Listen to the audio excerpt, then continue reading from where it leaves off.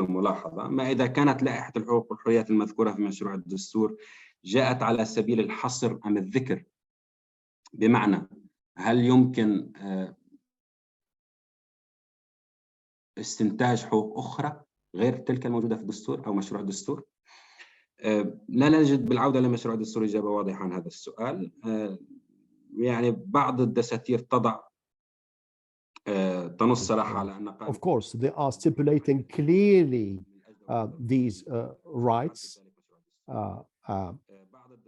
Some constitutions also, they are mentioning clearly that the liberties and freedoms still open, like, for instance, the Portuguese, where we find the Article 16, that the basic rights mentioned in the Constitution does not really nullify or is not contrary to other rights. So the second observation is about the freedoms and the access to justice. So regardless the freedoms of the liberties mentioned in the draft constitution, any constitutional text, of course, dealing and pertaining, should be give the possibility for the access to judiciary and access to justice, and especially when it comes to political and economic rights.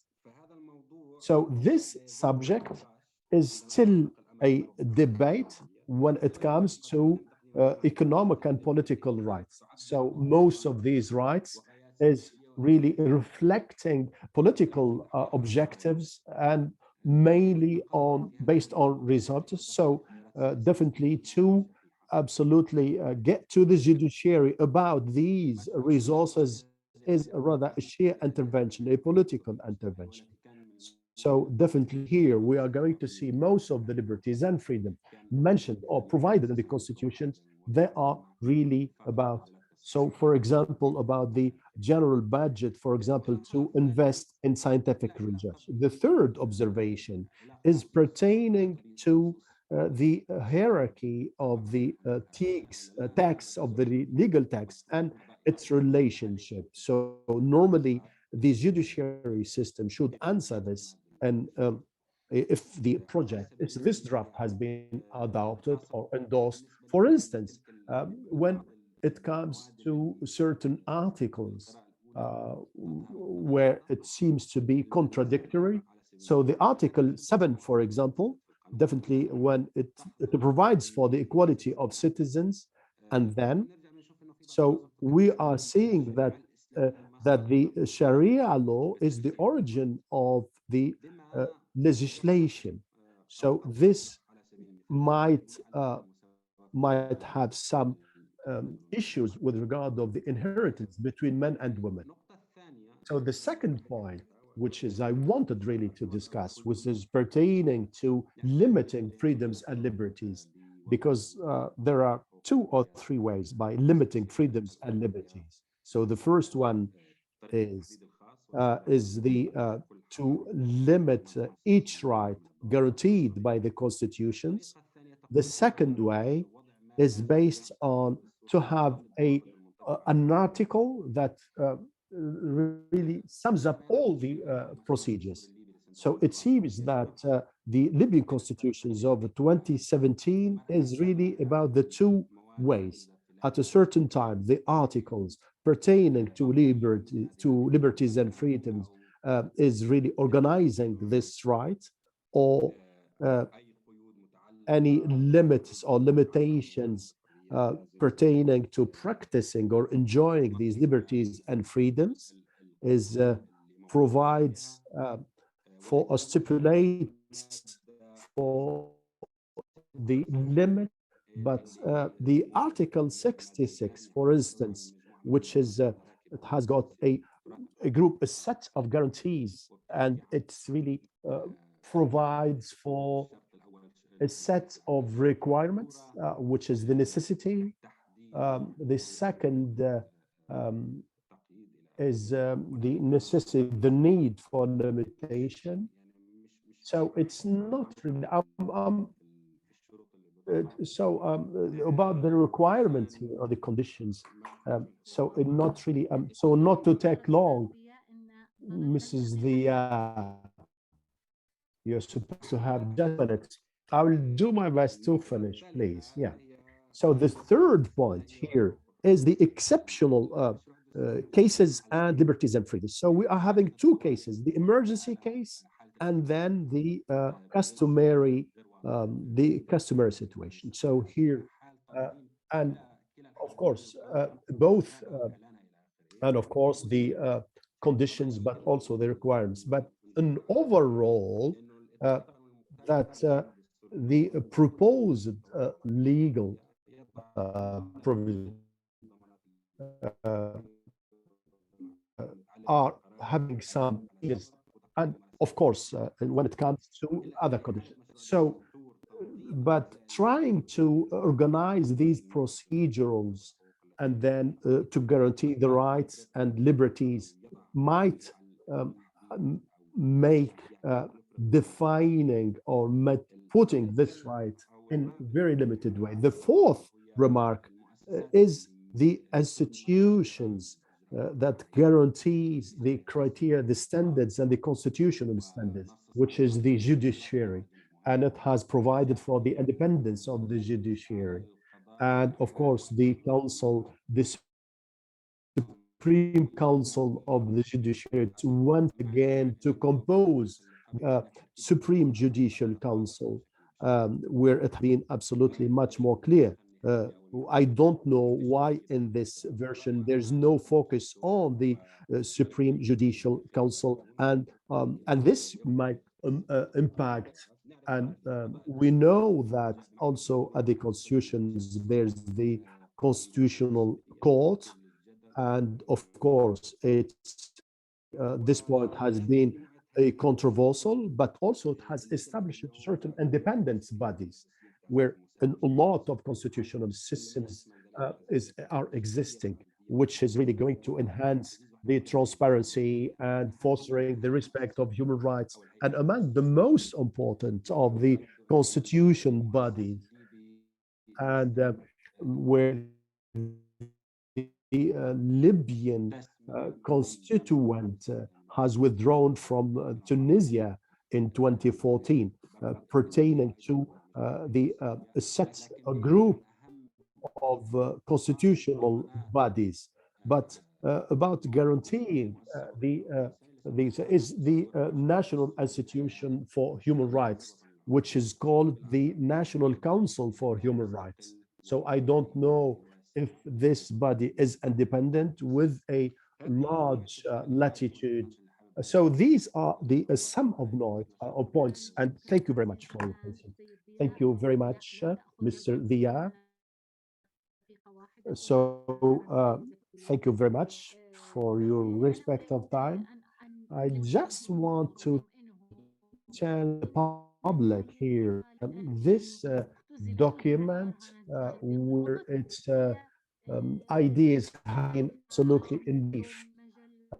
Of course, this is going to be at this our site, and of this article is going to be read and is going to be published on our website, and could be we could receive your comments. So let's welcome now Dr. Al-Hadi Bouhamra. Of course, his CV is very rich, but just want to say he's one of the members of the constituent body. He's my colleague from the Tripoli University of the Criminal Law. He's going to tell us about the conditions of being a candidate for the presidential. And Dr. Hadi, 15 minutes. In the name of God, thank you very much. Did you hear me? It's quite clear. Thank you. Good afternoon. I heard, so I joined a little bit late the discussions, and I heard only the last bit of the article. But I think the discussion is going on for sure. Definitely, we are going to debate both the articles, but after you are going to talk about your argument. In the name of God, my article is titled the conditions of electing the president. So the idea initially was that I have more than article, especially with regard to the requirements in electing the president, which is now subject of wide debate. So I've been convinced in a way to have only one article. So therefore, uh, I think that I have finished really this article.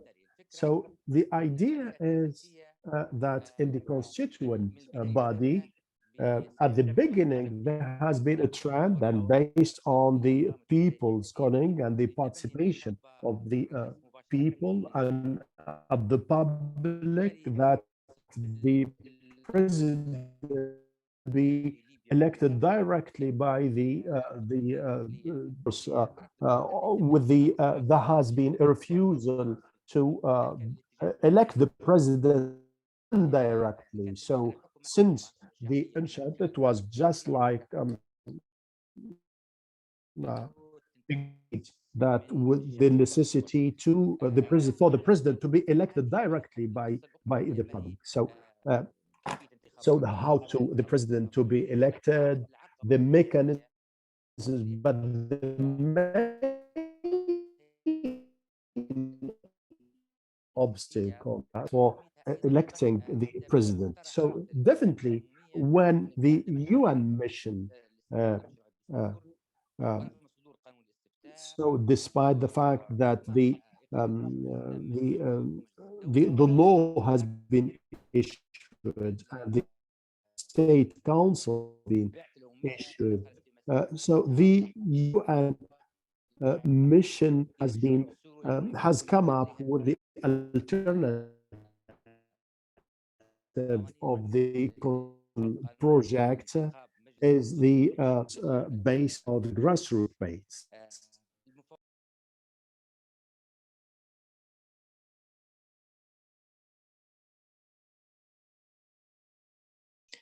بشأن القاعدة الدستورية البديلة and the state council about the constitutional rule and following the political debate, it has been quite clear that what hinders the constitutional path, either a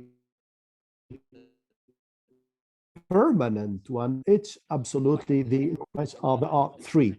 First of all, is how to what extent to allow the holder of a foreign nationality to be a candidate for the presidency. The second is about any criminal laws, and the third one is about the military. So these are three main paragraphs about the requirements of electing the presidents and the president, sorry, and in my opinion, they are the one that constitute really the main obstacles to reach a consensus about this, but even it hinders even to reach an agreement. So I think that is really very important to clarify it and to set and to interpret really the philosophy about this. So the first paragraph is about the holders of a national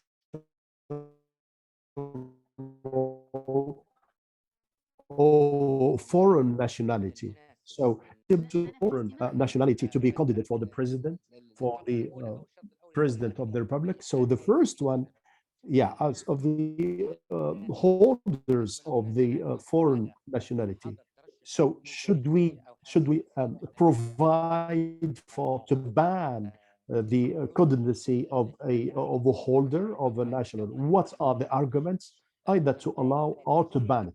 So I started to follow up and to assess the law for the national in April 20, or the electing the constituent body. So we could note the following.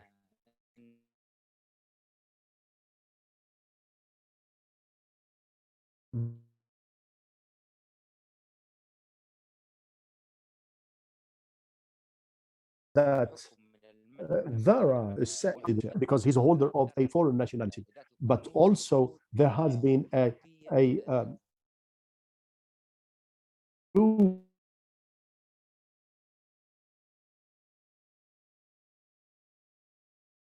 issued by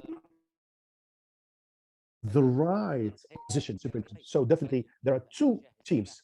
One is really for the candidates of holding foreign nationality, and the other one is banning. And two of them, they are really having their arguments. So I have followed also this in comparative constitutions. In the Egyptian constitution,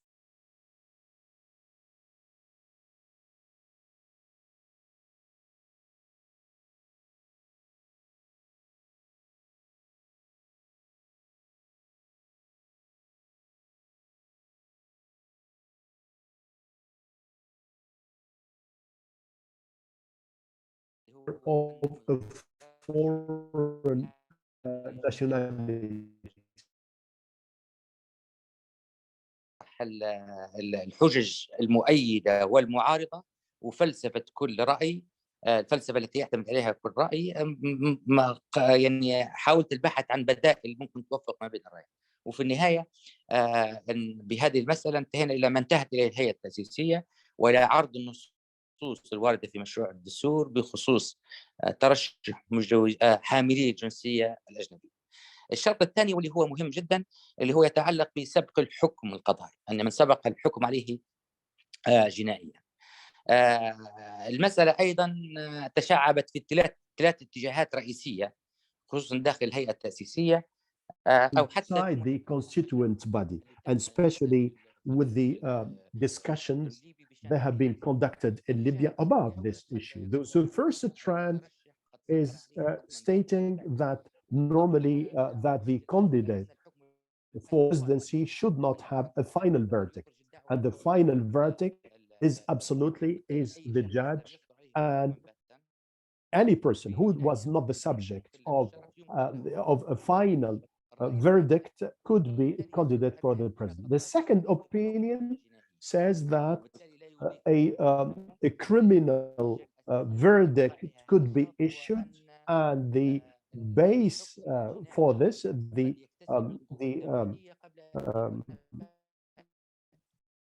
criminal verdict be final and could absolutely, it's not condition that is really final judgment. And of course, the enforcement of the initial or the rules is one of them is, of course, to ban the person from being a candidate to the president. And this is quite clear in the Libyan law of 1950, which is still enforced now.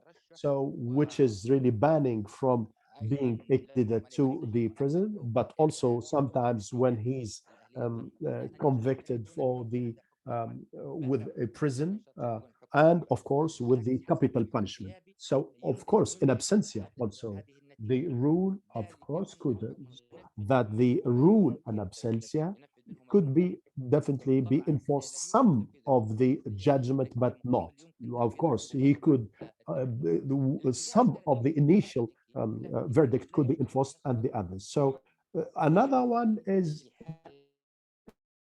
there's no condition that there's no verdict issued. So it's absolute condition that the file could reach the court, then this will be sufficient to ban a person from being a candidate to the president.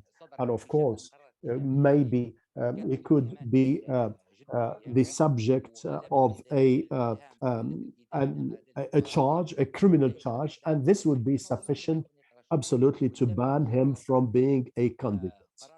And of course, definitely the decision or the rule of the criminal court is going to be sufficient from giving reasons for banning him. So to sum up about this, even though that the election conditions is not really the issue of a rule from a criminal court. Of course, there's another punishment that could, another sanctions that could be enforced as pertaining to the first file. And of course, so definitely when it comes to the constitutional rule here, we are using rather the penal code. And even there's another here panel or another decision quotable. So the third, absolutely, the military to be a candidate. So definitely the elections held in Libya, the HOR, and of course, it was clear that during the National Congress, it was not presidential council, it was rather a legislative elections. And of course, it has the military and the military staff to be elected and to be member and candidate to the HOR. So in the constituent body, there has been two teams. The first one is pushing towards that it's quite simply to ban the candidature of the military, or even to elect. Definitely, they could not elect and they could not be a candidate. So, and of course, I try to find out the reasons for this, because definitely they are supposed to want to protect the election process and etc. of all the reasons. The second opinion, no, they have the right to be a candidate, because in order to protect the civil state, but also to guarantee the a genuine elections, because the military mindset is different from the civil mindset. The third track, or the third trend, is to absolutely allow the military to participate. And here we are having Eisenhower, George Washington, General de Gaulle, and of course, definitely, and they are saying simply that the state, there are armed militias, and of course, one of the priorities is to gather the arms, and those who are more keen to be much more efficient are the military. So for the military staff to be candidate, because they are guaranteeing the security and they are much more efficient. And so building the state absolutely dictates that we enable and allow the military. And opinion also, which was seen among the politicians, but also inside the constituent, even though it was not so strong. And this states that, so definitely the military should be candidate only after retirement, because definitely the military mindset doesn't change, because therefore this mindset needs a psychological and a political and a legal rehabilitation that would enable the candidate to be elected and to be a part of the civil elections. So in general, we have to really take care, because this is very important. In the military penal code, so there's a text that bans and incriminates the political activity, which is a very legal and clear. So definitely it bans here the political activity for a military, as it is considered as a crime. So definitely it's not really, it's not possible that within the military penal code, having a political activity is incriminated, and from the other side, we enable or we allow the military to be a candidate. So definitely, of course, being a crime is absolutely has to be changed. So I think so you could finish, please. So I think that the main issue here into really having a consensus on a constitutional rule and the real constitution about electing a president is absolutely these three requirements. And I think that, yeah, this issue could not be solved only through a consensus about the constitutions. Because, so if there's a constitutional rule based on the consensus, it seems that the political parties that are using this to exclude their opponents. So either he is going to be a military or a holder of a foreign nationality and or a nation's military. So definitely, so therefore, when there will be a poll on the constitution, so the constitution is going to be a product of the Libyan peoples. And of course, therefore, we cannot exclude one party at the expense of the one. Thank you very much, Dr. Al-Hadi. You were absolutely very clear that the reasons for the constitutional crisis, either the constituent one or the other one, is the requirements of electing the president. And as you have clarified academically, that is rather a polarizing issue.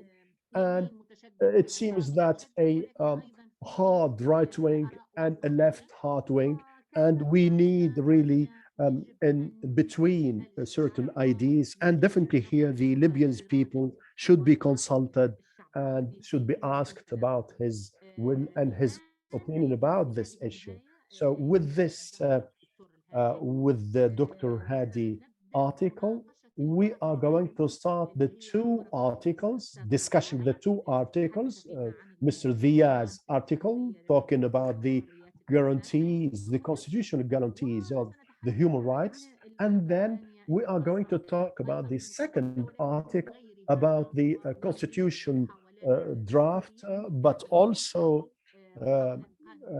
legal or any constitutional attacks. So I cannot see any hand raising or any request for participation. So if anybody is willing to discuss or to comment, have a comment of what already has been heard about the authors of these two articles.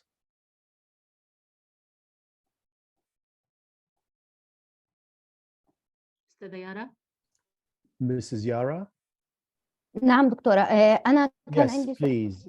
I had one question addressed to Dr. Hadi. إني أبدأ السؤال. So I will start with my question to Dr. Abdelhad. My question is, ما كانش في مثلا حلول وسطى للتوافق مع صناع القرار. So there has not been an agreement with the decision makers in order to get out of this constitutional crisis. It's for I can recall for the third French Republic when they haven't agreed on the president, and there has been a crisis of having the constitution following the Bismarck entrance to France.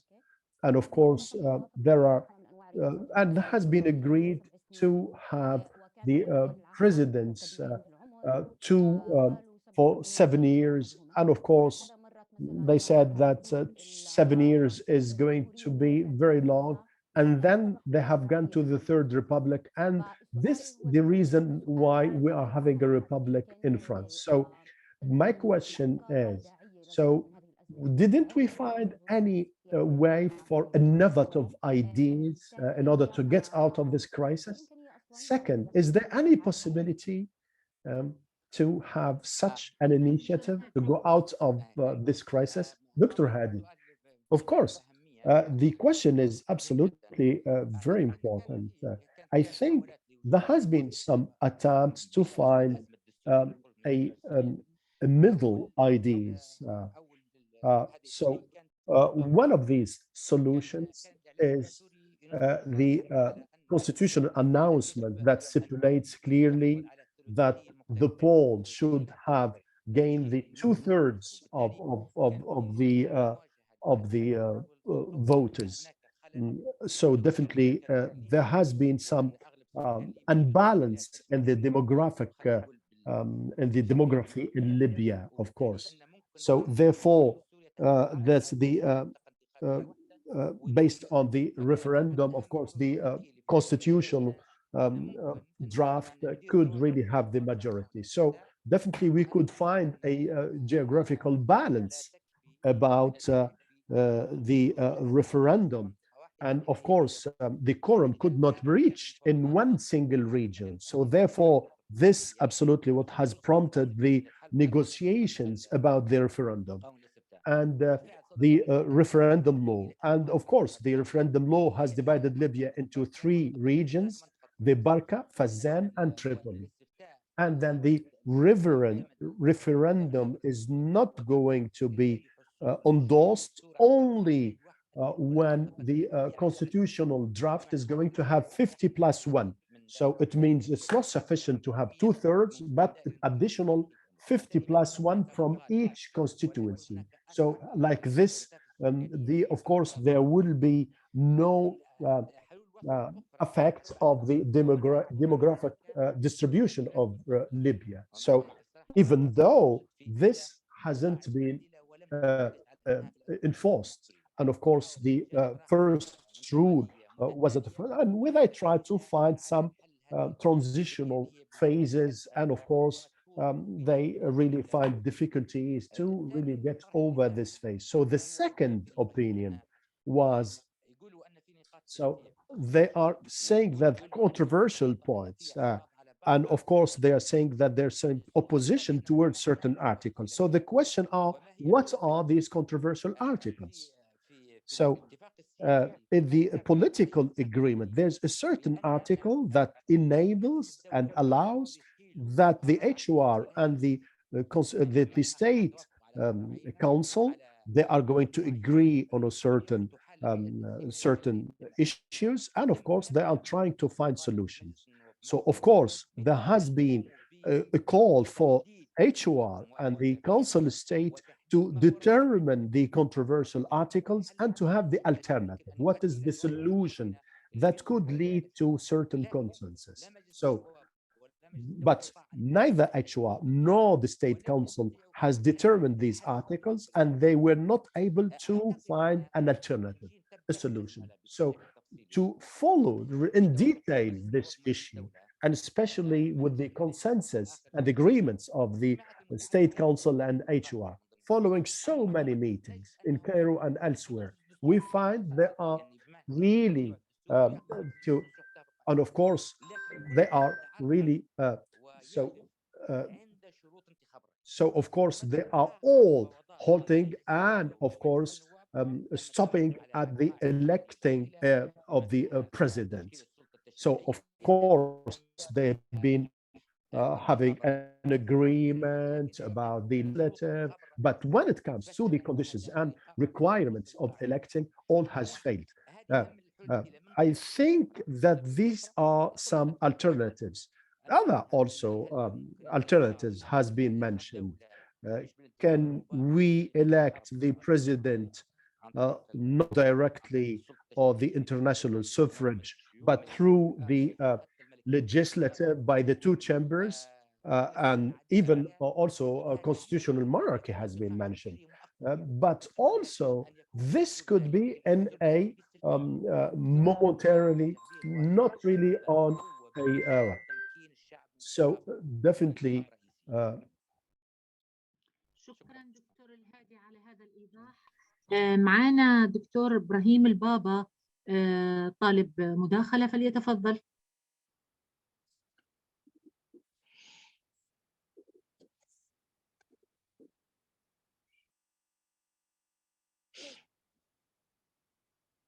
أنا لا أستمع للدكتور إبراهيم.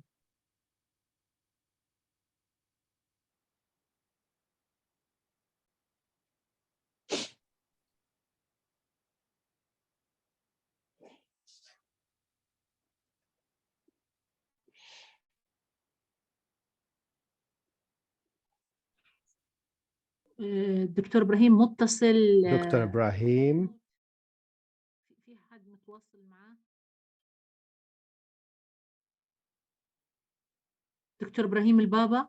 Dr. Ibrahim, are you hearing? Are you listening? So waiting for Dr. Ibrahim. Dr. Abir Meila has a question. Hello, and sorry for my late coming. I had an audio issue. So a question goes to Mr. El Hadi. We all know that the Constitution Committee worked in conditions of conflict, and that period of time, of course, this was, we cannot ask the members to be neutral in an environment of conflict. So I know that the stalemate regarding the choice of the president, of the candidacy of the president, is due to the fears of course, candidacy of Haftar. Let's be honest and frank about this. This is the main fear now, regardless of these worries or fears. We need, of course, to talk about the competencies of the president. Whenever he has an honor, of course, competencies, it's okay. But now it's nonsense to exclude anybody. We're talking about compared experiences, but we're talking about a reality. The reality says that we should not exclude anybody. So we need to have a president with honorific prerogatives. This is something that is not new. Thank you, Dr. Habir, for this question. First of all, whatever the background of any member, of course, there are things that are clear to exclude those who have a foreign nationality, those who bear this nationality. It's not about lack of confidence, but the reality says that those who bear double nationality or foreign nationality has parties to which it is biased.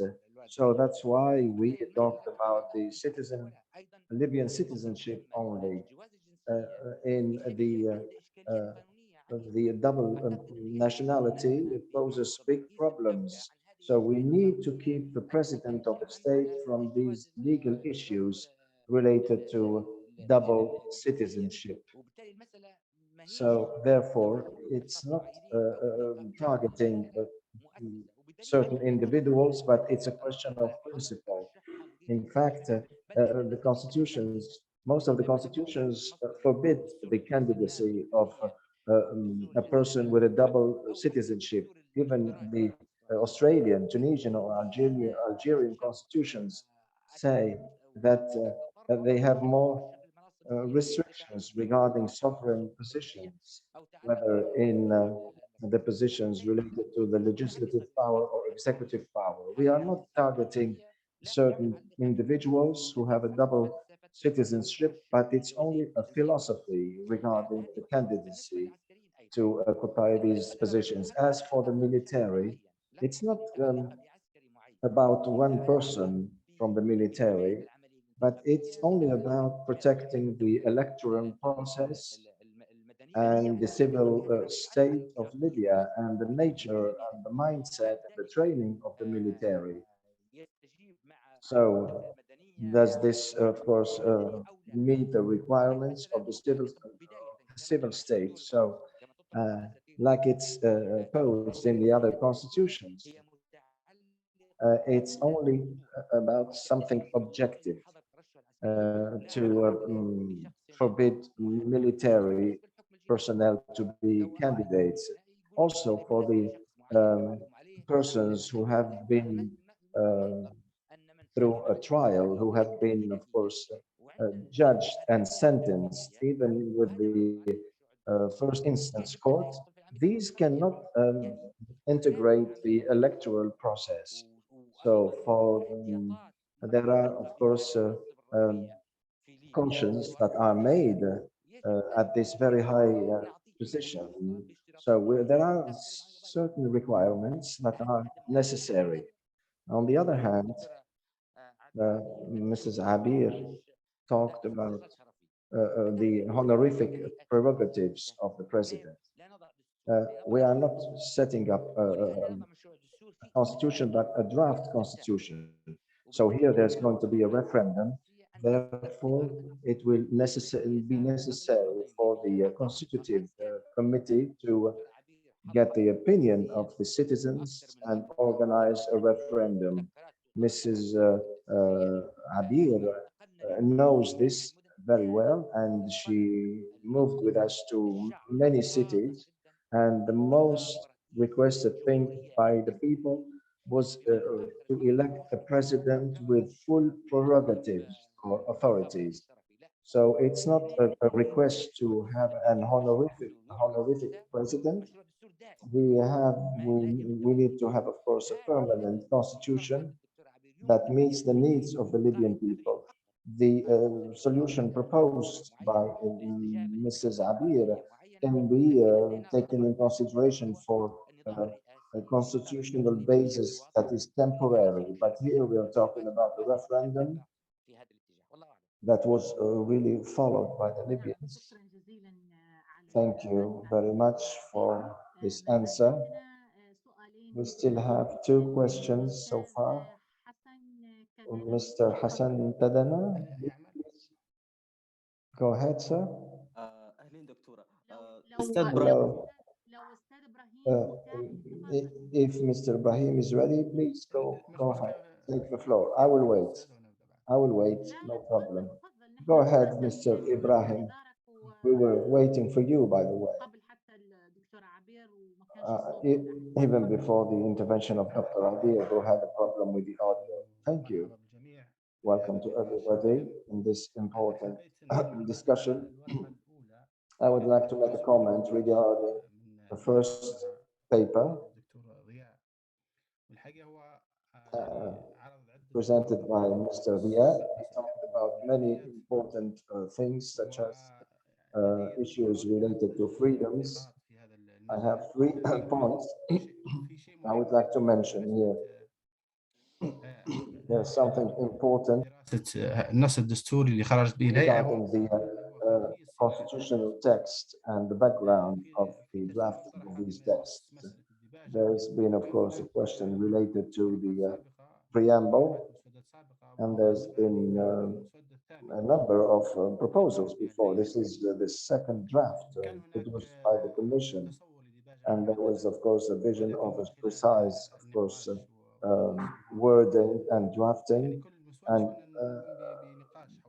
so we used to have a discussion on each draft constitution, on the role of the civil society, the elite, the institutions like the international experts or universities or local experts.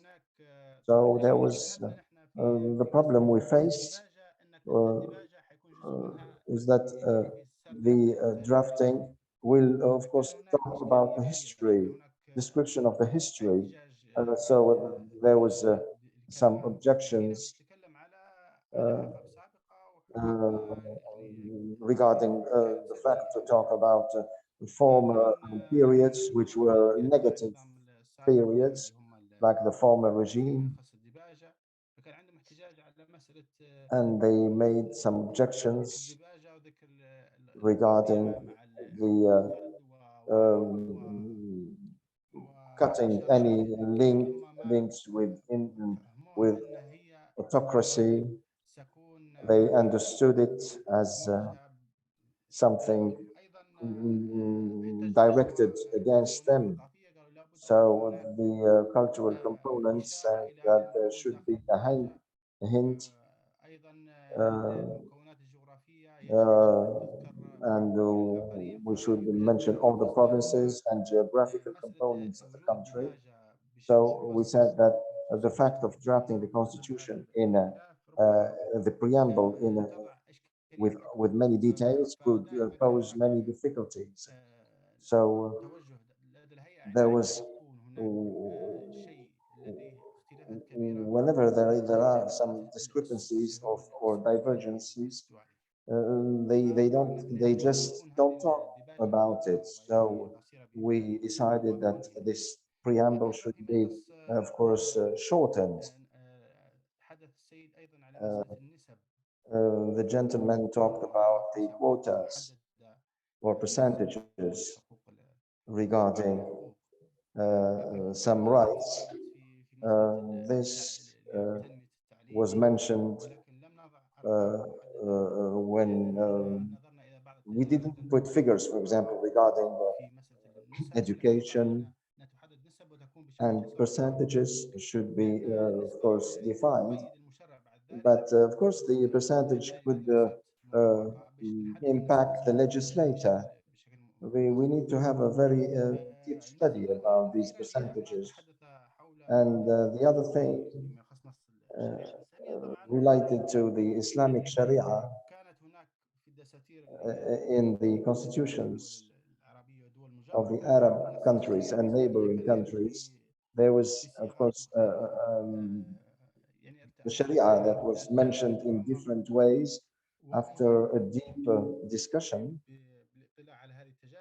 And from these experiences in the Arab countries, the Sharia text, whatever is written, will never, of course,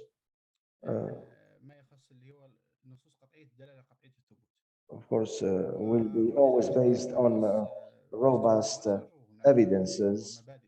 We have, of course, the principles of the Sharia in Egypt and in some Arab countries like Mauritania, where the Islamic Sharia is the main source of law, and the candidate must be a Muslim.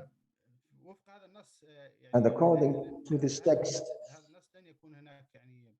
مخاوف حقيقية there were no real concerns or fears, like some people want to say, that they will impact the rights and freedoms. We saw some countries which have similar texts and which were not restrictive at the level of the freedoms. Of course, there are things that can be used sometimes to restrict freedoms, but the Commission put in Article 183, they put the conditions that prevent the authority from its term to restrict freedoms and rights. Thank you very much. Thank you for your contribution. Thank you, Mr. Ibrahim. Dr. Professor Hassan, could you use your camera? Thank you, Dr. Jazia. I have a problem of technical problem with my camera, so that's why I'm not going to turn it on.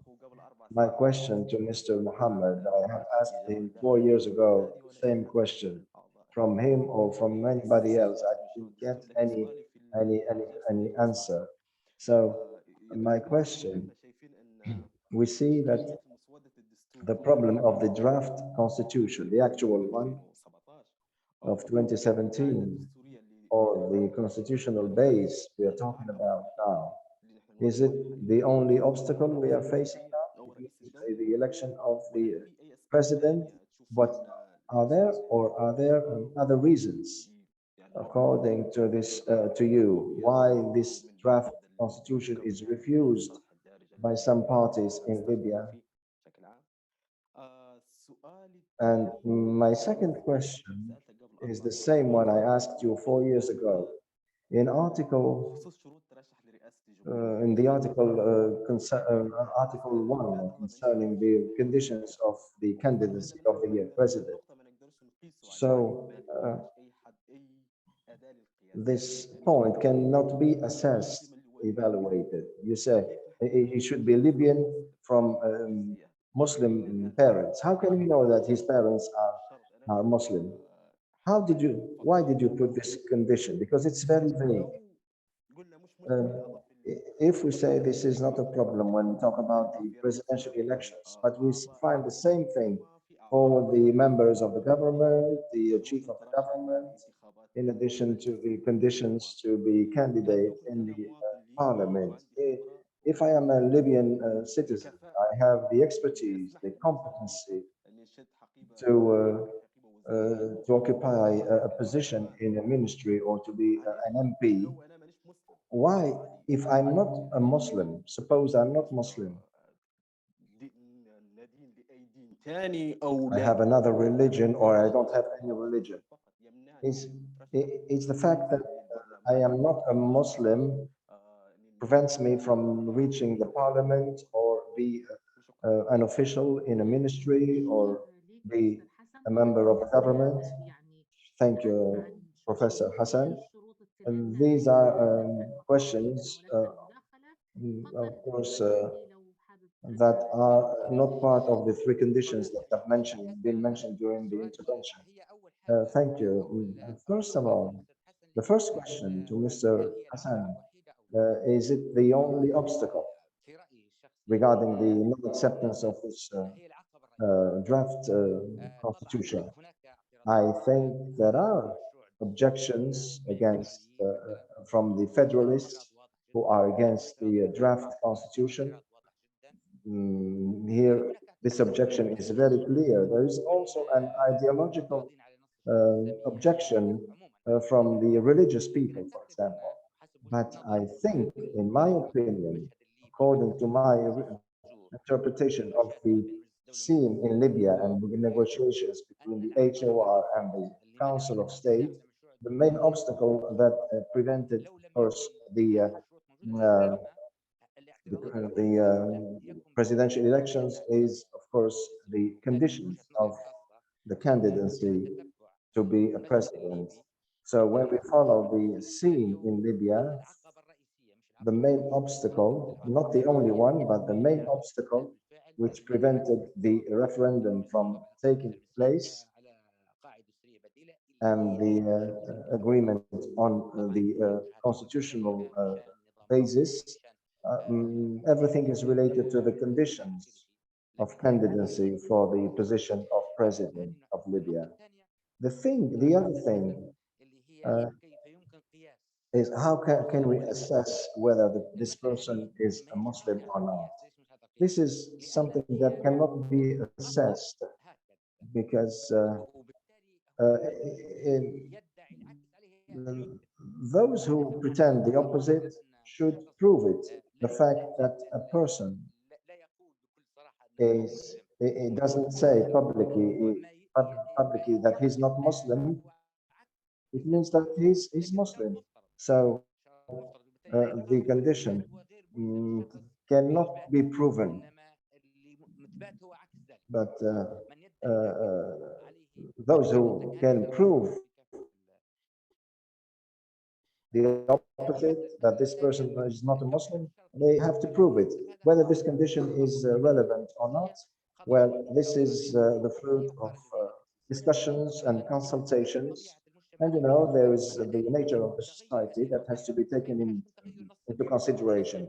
Of course, the change of the context or these data can, of course, provoke the change of these conditions. But for the moment, in order to make the constitutional process succeed with the referendum, we can keep this condition. So it's not about the perfect or person or not, but it's about who is the person that should be more suitable for Libyan people, and what can make the constitution be accepted and be satisfactory for the citizens. It's not only about professionalism or competence, but we are putting a constitution for the Libyan people. It's not the ideal constitution. Thank you for your answer. You highlighted the criteria of calibration of the constitution. So we need, of course, to review the international standards, or should we take into consideration the local or cultural specificity? The last intervention will be from Mr. Ramadan, and then Mr. Dia will answer the questions of Mr. Ibrahim and Mr. Ramadan. They are all related to the first paper. Thank you very much, Dr. Jazia. Thank you very much to everyone. Thank you, Professor Dia. As part of talking about the protection of human rights in the draft constitution, this pushes me to talk about the conflict we have in Libya regarding the creation of the constitutional court. And I have read the draft constitution, which insists on the creation of this constitutional law. Now, of course, now the parliament has approved this, and this makes me ask question the protection of rights and freedoms. Does it, of course, require the existence of constitutional court, or the higher court should be sufficient? I would love to know regarding this conflict, regarding the creation of the constitutional court, because it's been very much politicized in this last period during the this conflict. Thank you, Professor Ramadan and Dr. Ibrahim, for the questions related to the preamble and the social and economic rights, and concerning the Sharia. I mentioned that this could represent a problem, and I think that the text of the article is excellent in comparison with the amendments made on the Cairo document or Aqid al-Mishri, where the second condition was put.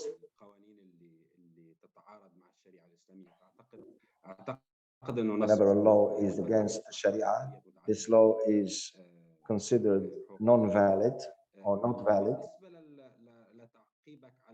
As for your, of course, comment related to the exceptional conditions,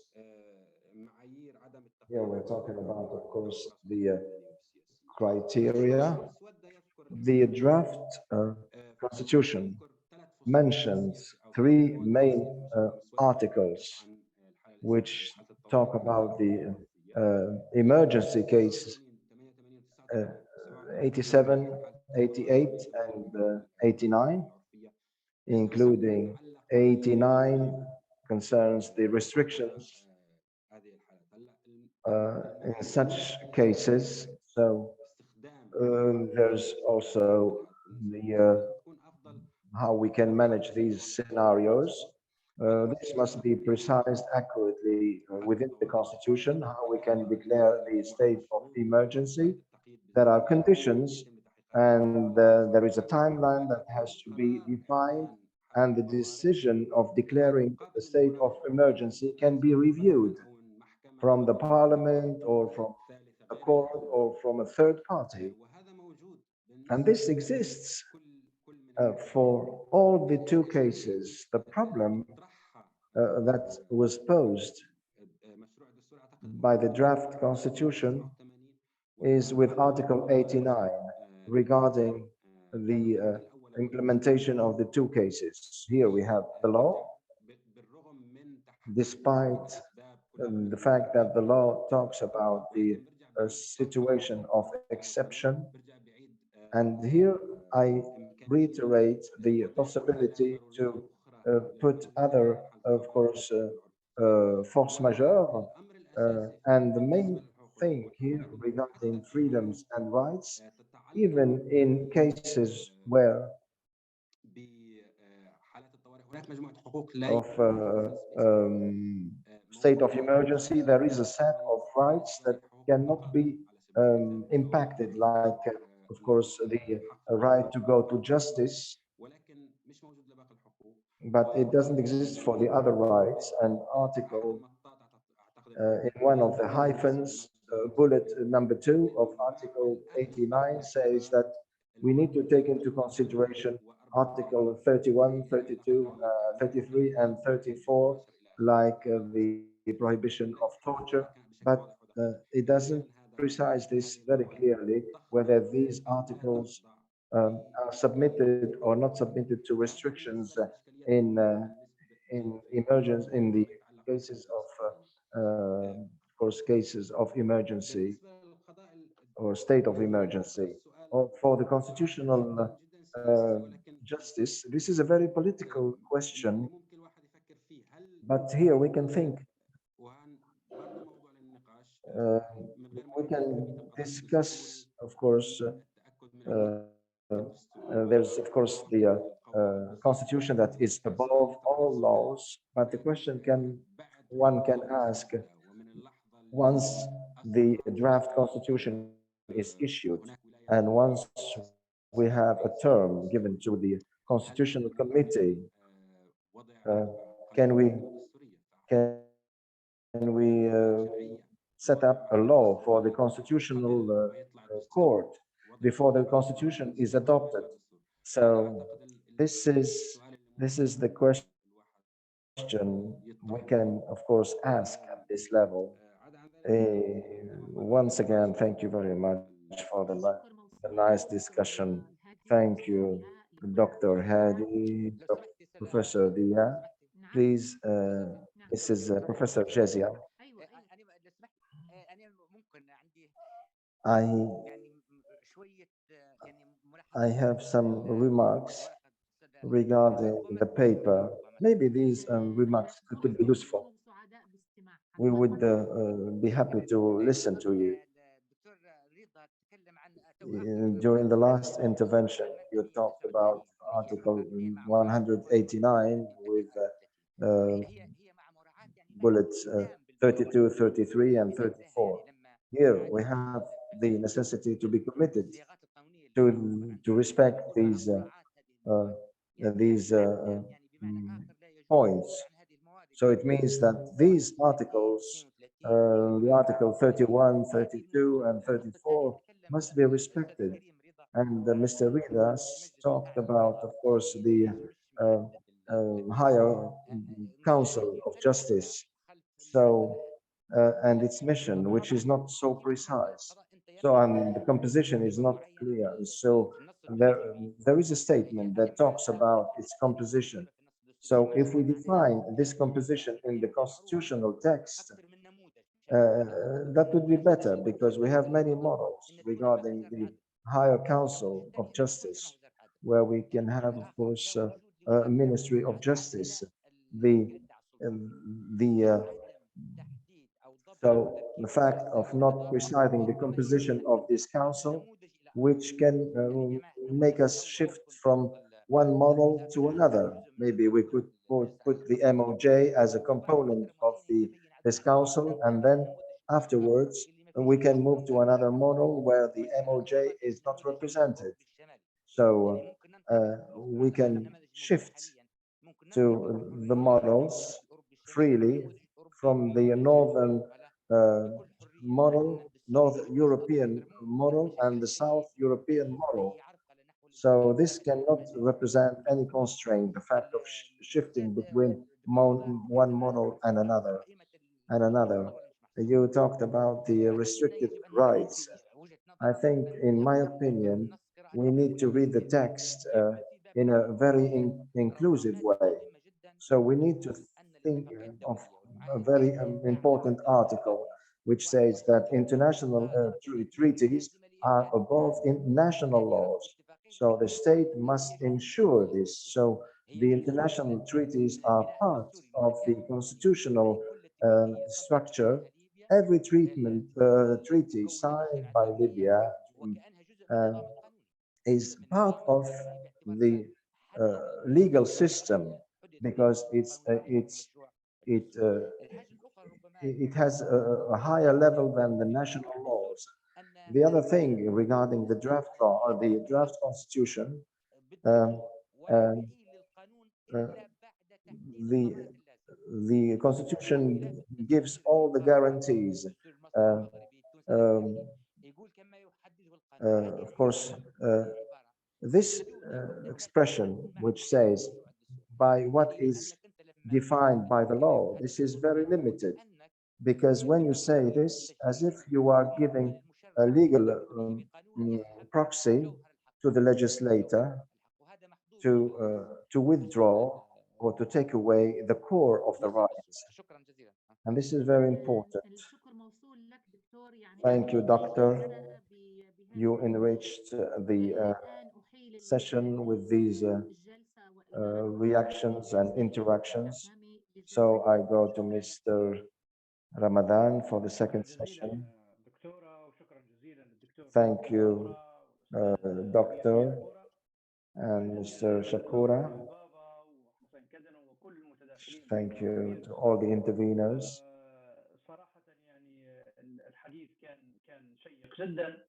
The discussion was.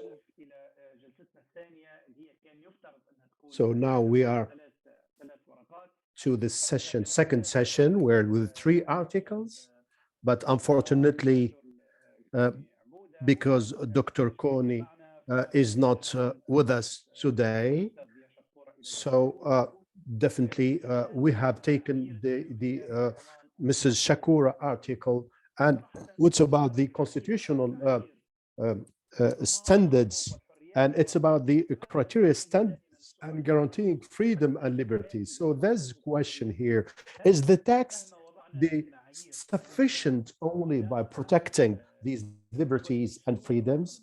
So despite any legal text, is it sufficient to guarantee liberty and freedoms? I hope to find an answer for this question about these 2 following articles. The first one is the incomplete decentralization, and for Dr. Abir is disconnection. So I do hope that Dr. Abir to have the floor now. Thank you. Dr. Abir, you got the floor.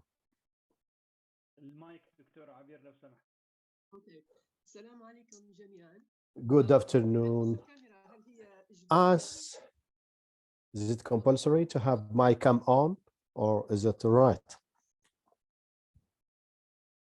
عندنا تسجيل للجلسة فيفضل أن تكون موجودة. So we are recording now so that's why.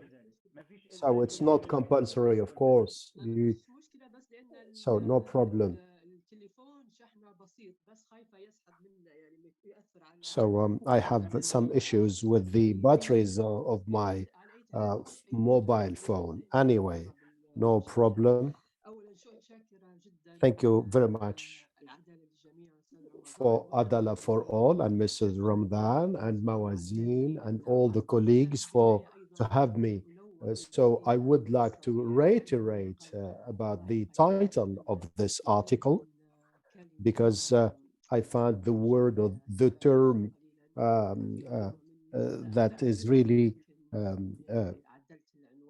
the word incomplete, of course, or lame is not really considered about the review of the draft constitution. So I do really take in this consideration. So definitely when I'm going to send this article, this title is going to be there. So when we talk about the decentralizations and the requirements for the local government, and especially about the environment, and then the demands, the apprehensions, and then the reluctance, and of course the hope that the constitution, especially pertaining to local government, would come up with a text that is going to absolutely satisfy all the aspirations and all the aspirations of all who has participated, but also to achieve a real and genuine decentralization. In general, the legislator here, but So the legislator here has taken into consideration the decentralization process, but the focus also was on the general parts. Some of them, they see details, but still it is really some general points, and so many points that have been referred to the legal texts, and some that have tried to have some legal texts about some future demands for more decentralization in response to what has been mentioned in the constitutional draft.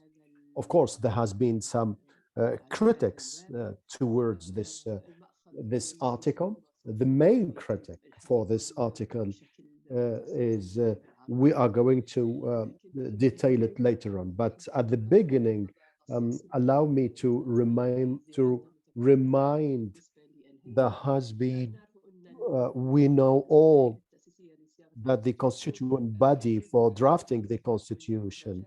So the first output is about the local government, which was more than once.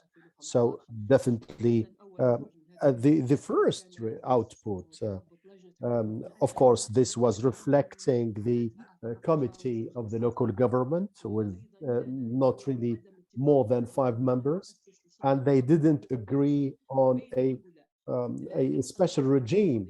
But following this, of course, there has been another project, and of course, a third attempt, which has been called on the consensus committee, followed by some amendments, of course, to come up with the final version of 2017. So this is really for historical background about the constitution. So the projects and the draft constitution, to be honest, so I'm not comparing here between the law of 1959 and the constitution, the draft constitution, but I'm going to the legal text in so many occasions, especially with the 1959 law, has mentioned about very wide range of freedoms and latitude towards the local government.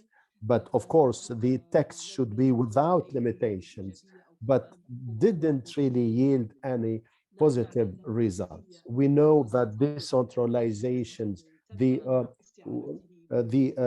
wider decentralization has been taken or referred from the Tunisian constitution, which itself has been influenced by the Moroccan institution, organizing the local government institutions and bodies pertaining and within its relationship with the central authorities.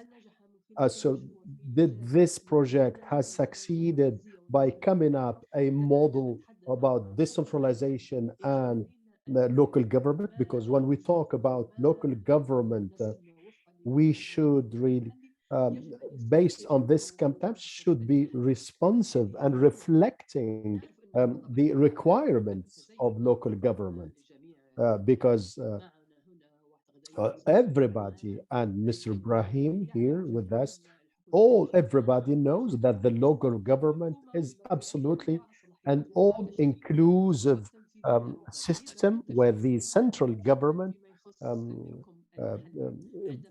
provides some authority and some rule, of course, some jurisdiction to the local government. And this is one of the requirements of the local government, to consider it as a local government. Some, they link it, of course, with the federal.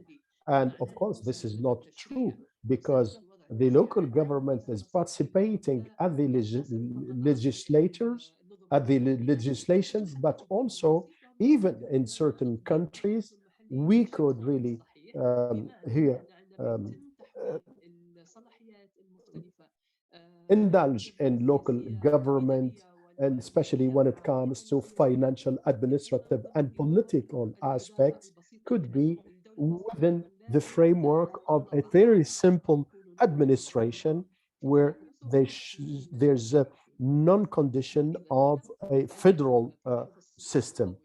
Like, for example, here the local government through the public participation, but also the right to set up rules, but also the right to select political responsible in offices within the, but also the restriction of the local government with its relationship with the central government. And of course, definitely this to express or to adopt any political regime. As now for the decentralization, when he's talked about decentralization, and he says that administrative decentralization and financial decentralization, but he has never mentioned at all the way how to provide the local or the domestic bodies the right to set up rules or to establish rules, but about the decentralization administration, the enlarged administration. So in Article 48, it's up to the state, has absolutely reiterated about the decentralizing, the enlarged decentralization. And of course, here we are reaching another level. And of course, the expanded decentralization or enlarged decentralizations, and especially with the mistake made in Tunisia about the having multiple lays, which has hindered absolutely the shift towards decentralization in Tunisia.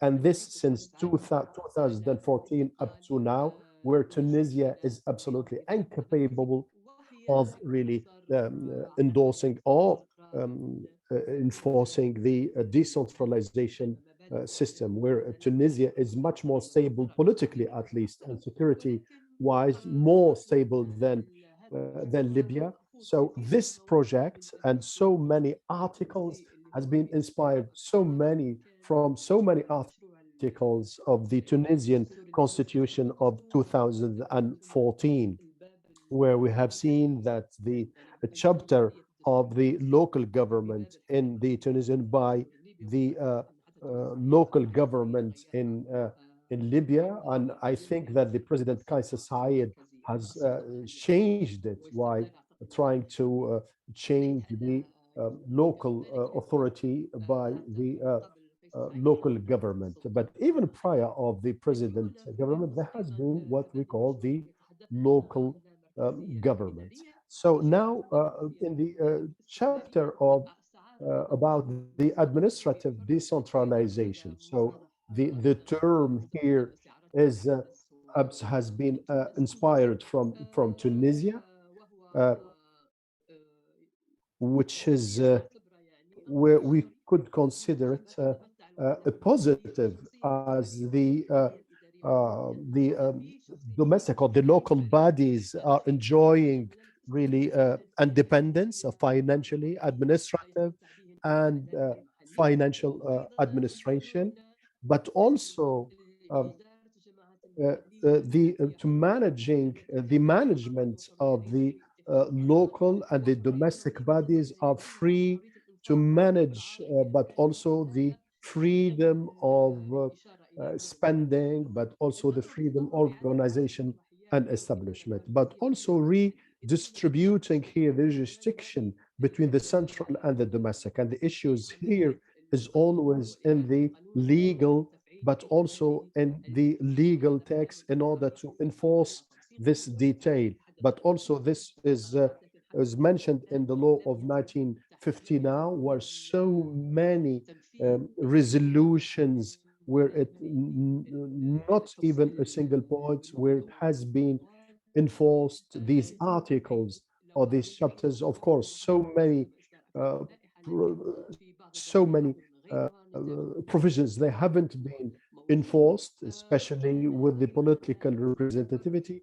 And this could be absolutely, especially with regard to this article. So maybe the future is going, there will be much better, where the domestic bodies that are much more capable of establishing or having better capacity, but also in where it comes to all the provisions, when it comes to the law of 1959, and of course the transfer of the authorities, the financial and administrative function. So we cannot here have the right of the right framework, especially when it comes to the municipal councils. So especially when it comes to the transfer of competencies. So they have to be absolutely ready for the transfer of such competencies. So the draft constitution also that the government,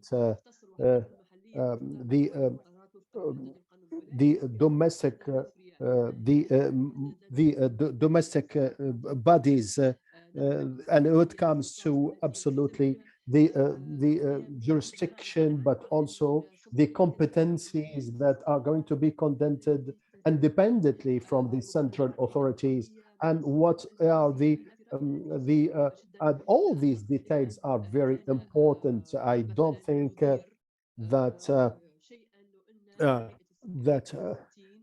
the 60 members body, they may be going to detail more these competencies, because these details, they are going to prevent the legislature to really to issue a law, especially when this in terms of interpreting these articles specifically. So I'm really, I was really sorry about these details because there are a lot of constitutions where there's a lot of details. And of course, some constitutions also, they are really coming in brief. But in the Libyan case, I would have preferred to have much more details, especially when it comes to certain particular cases. So as I said, here we have to really define the competencies, what are the tasks, what are the nature of the missions, is it it has to do with the cost, is it to do with the capacity? So a lot of issues. I would have preferred to have so many details, and especially when it comes to the local government and the competencies. So here, definitely, this would enable the legislation body to intervene, because even though these domestic bodies, they are not really ready to take over these competencies, because this is going to make every time the central authority always there. As for the financial independence, which is the core of the decentralization in general, and the local government specifically, because there's no reason for really transferring the competencies in the absence of a real financial independence provided to these domestic bodies. So if everything is provided to the domestic or to the local body, they are taken from another hand, meaning that the financial independence in general, that the local communities should enjoy an independent budget from the state, means that should be financed through the local taxation system.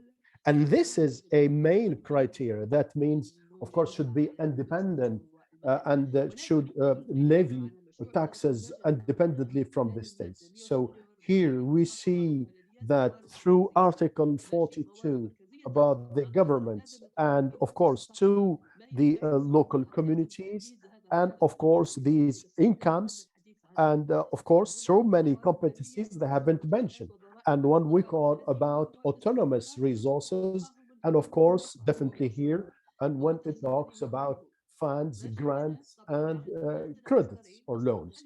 So we find two here sources, national and local.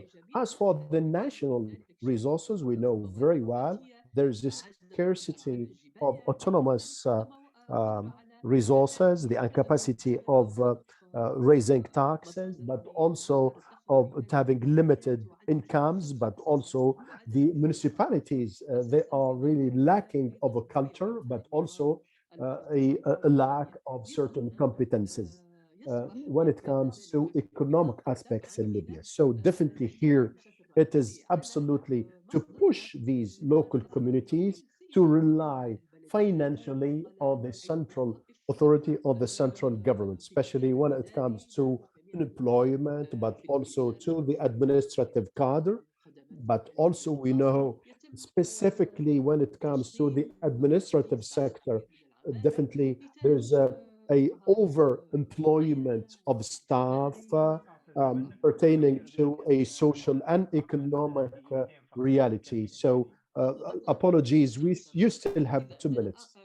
So definitely what I want to say that financing the local communities is conditioned to 2 obstacles. So first of all, that the local communities, even if they are having their own capacities to levy taxes, the financial law of the state absolutely provides that the local communities are not going to benefit directly from these resources, because all these financial resources, they have to be directed firstly centrally, and then once again to the local communities or to the municipalities. Here we are having a lack of freedom, but also for the municipalities who are do not have some natural resources, they do not have the right to it.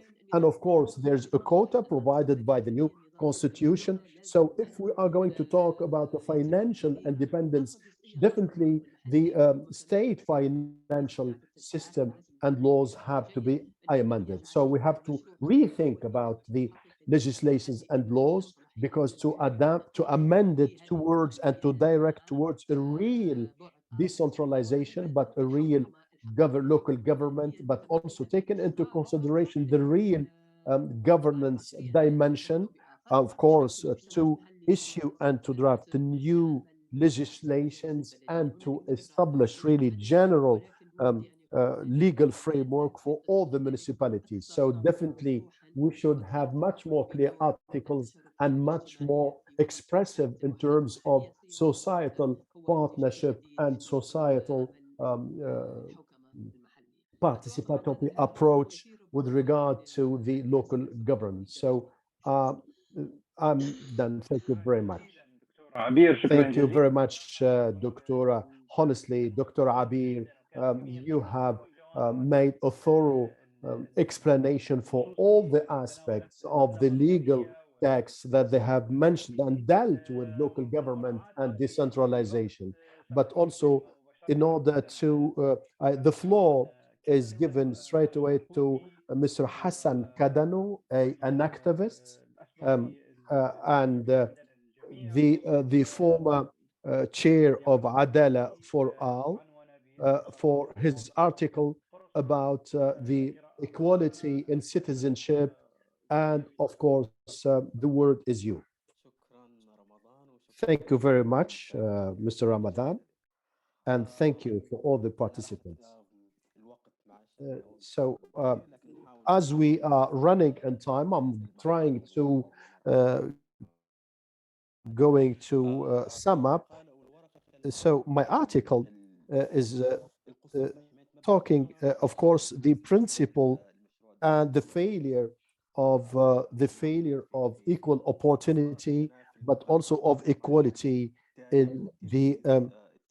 I'm going to talk about the inequality and the racism, especially when it comes to certain cultural minorities, like the Taboo and Tawarik, etc. During the Gaddafi regime and his ideology, he was talking about the Arab nationalism and the pan-Arab ideology, and he was, of course, was depicting Libya as having one single identity, one single color, one single region, and even the sects, the Maliki, as we neglected the Abadi sect, and he has absolutely neglected any ethnic or any cultural or linguistic And of course, we're having more than 4 cultures, 4 different languages. And among the most important laws during the Gaddafi, of course, is to absolutely have the monopoly of issuing the rights. So the most really abusive law is the Law 24 of 2002, which was provided to ban the use of any language apart from the Arabic language. So especially the Article 3, and especially for the non-Arab. So this is absolutely to ban the use of any other use of other languages apart from the other language, but also to ban to have non-Arab names or non-Islamic names. So in addition to that is, of course, to absolutely to prevent the minorities to have the nationality, and the deprivation from the Libyan nationality still ongoing and subjected. And of course, the taboo and the Tuareg, they are considered as even a third-degree citizens. A lot of the taboo, they've been deprived and they've been denied of having the Libyan nationality. And this, of course, due to the responsibility, of course, for the war, especially the abuses in Murzag, Al-Kufra, but also the deprivation of the Tuareg from enjoying a Libyan nationality, as being depicted and seen as a nomadic tribes, nomadic Bedouins. And of course, they have asked, they're required to have the Arabian nationality. And of course, here we're in Libya, we are having an issue, especially when, of course, you should have a certificate to prove that you are having an Arabian nationality. And of course, the taboo could not have, because they are absolutely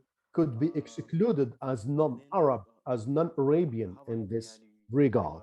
So definitely when it comes to mainstreaming, especially with some segregation, of course, when it comes and discrimination that affects the Tuareg and the other minorities not to join the military or the police academies, or to really being discriminated, of course, not to join or not to be admitted as officers, or not to really grade or to be upgraded in offices. So definitely it comes to the discrimination and to exclude the cultural or the ethnic minorities, and not to include them in the draft, in the constitutional draft committees, especially definitely when the constituent body, when it comes to drafting a constituent project.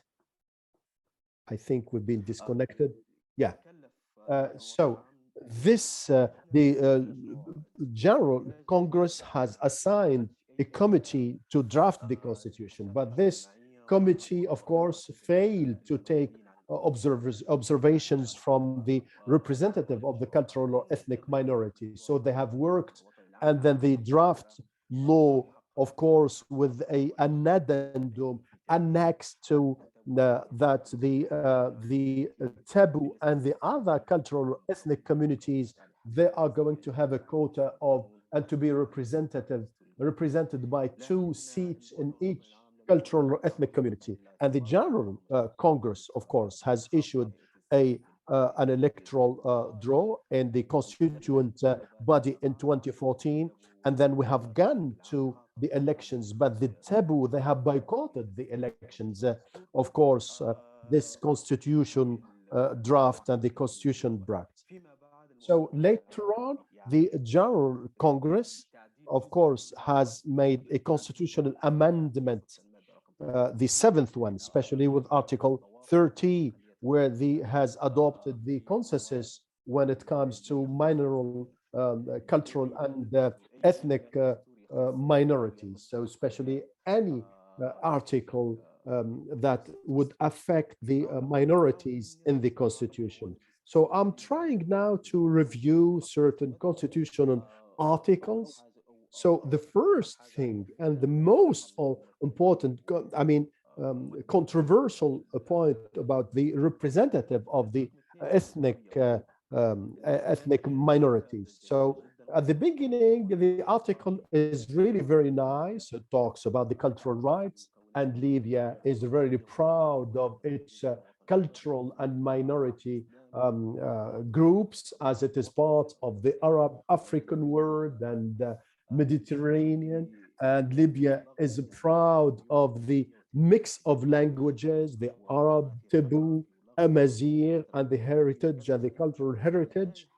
But also when this article is coming to determine an official language for the state, he has defined that the official state language is Arabic, and full stop.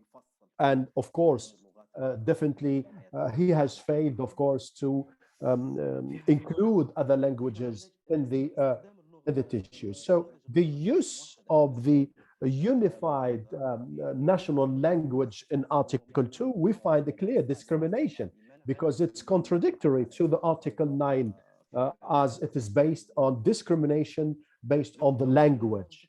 So if we come to Article 56 of the constitutional draft, which talks about the Libyan individual, the group, the right of the use of culture, the participation in the cultural life, etc. So the issue here is the exclusion of the other cultural minorities. So apart from the Arabic language, so the Amazigh and Tibu or the others, the Tuareg, they are not really considered as official language. So they are only used in theater and music and talk to each other, but as an official language, it's not really considered, they are not really considered as official languages in Libya. So now about the discrimination based on the religion or faith. So Article 6 here is providing that the Islam and the Sharia law, they are the official religion of the state. So definitely with the same question I raised before, what about non-Muslims? What about other sources for legislation? So Dr. Via, the article, the last draft here, I think we should have a better article. In Article 7, so when you're talking about citizenship, so the article is talking about banning discrimination, all types, all forms, apart from the discrimination based on religion. So definitely in this article, I think that the members of the constituent body, they are absolutely kept this discrimination based on the religion or faith. As for the definitely the aspect here and the failure of the social protection for women, especially for the children, especially in Article 38, no, Article 50, sorry. Sorry, Article 48, where it's providing that the state has the responsibility of to provide for certain rights for those who could not really have their family, for example, who are having right. So especially when it comes to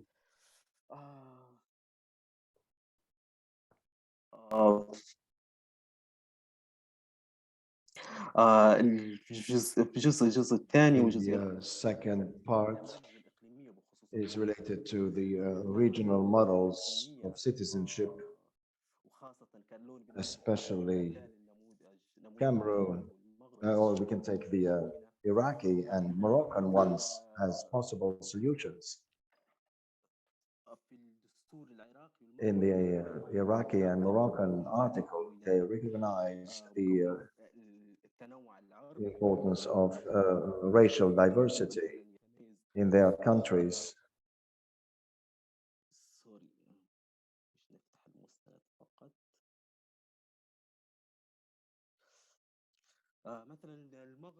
For example, Morocco was the first country after the Arab Spring who recognized in their constitution the existence of other languages in Morocco, especially the Amazigh language, the Arabic language, and the Berber language as official languages. And he recognized also the Sahrawi and the Jewish people as components of the society of Morocco. They recognized officially the Amazigh language. There are even TV channels using this language, also educational institutions and universities using this language in their curricula. But the problem with the Moroccan constitution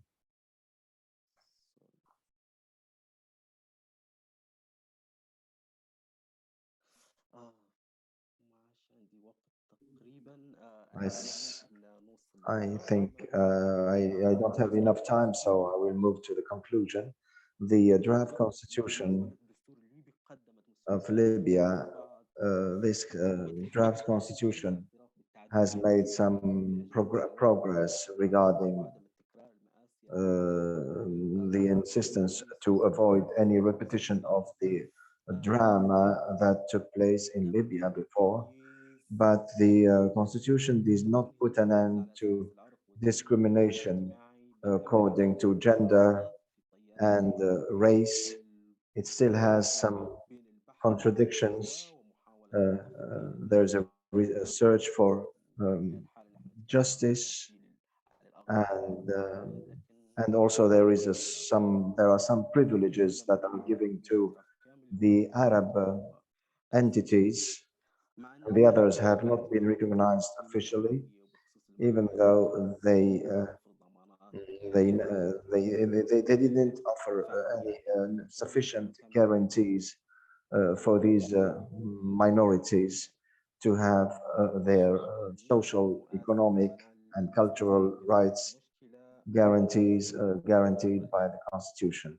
I had a small technical problem, but I would like to thank you all for your attention. I think there is a question that came to my mind when you talked about the comparison between the Moroccan constitution and our draft constitution, especially when we talk about practice. You said that there has been an improvement in the Moroccan constitution, but unfortunately the reality we see is different because some different components have been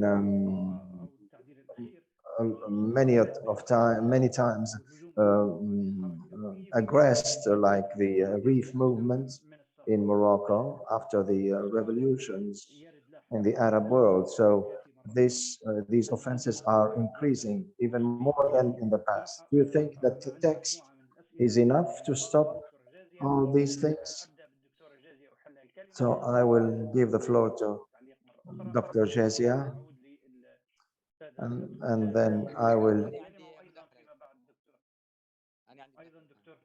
للجميع. أبدأ بالدكتورة جزية. I start with Jazia, Dr. Jazia. I would not be too long. I would like to thank Dr. Abir and Professor Hassan. And I would like to say that what came to my mind while I was listening to these interventions, when we talk about decentralization and discrimination, or the principle of equality and the violations. So to what extent these topics are important? It's important. They are constitutional issues, but they are also issues of transitional justice. So linking them with transitional justice, when we talk about transitional justice, we need to talk about societal dialogue that comes before the national reconciliation. So can we say that the draft constitution is against the universal values, or is it in contradiction with what the Libyans want? So when we discuss all this, we need to know what we do want. What kind of government do we want to have? A central one or a federal one? If it's a central one, what are its levels? What are its prerogatives? It's important to ask the Libyan people this kind of question before it becomes constitutionalized. There's also the issue of discrimination. What Mr. Hassan has said is important when he mentioned the law number 10 of 2013, because it's a law that is inspired and enlightened, because it is based on international treaties, but does it translate or does it absorb the elements of the constitutional declaration? The draft could agree or disagree regarding the protection of some groups.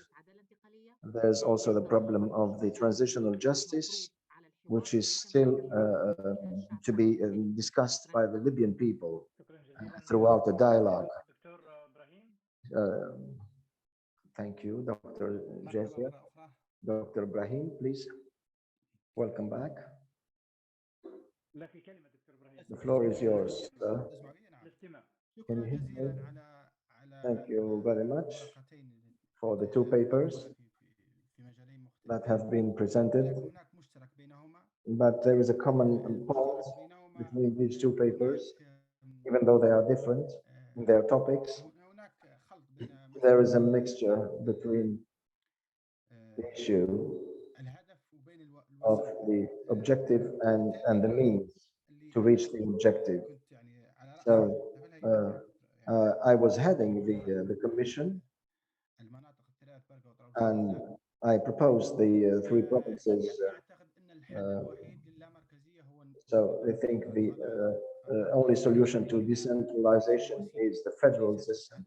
This is not true. The federalism is a means and it's not an objective. So we need to empty the draft constitution and decide what are the real problems.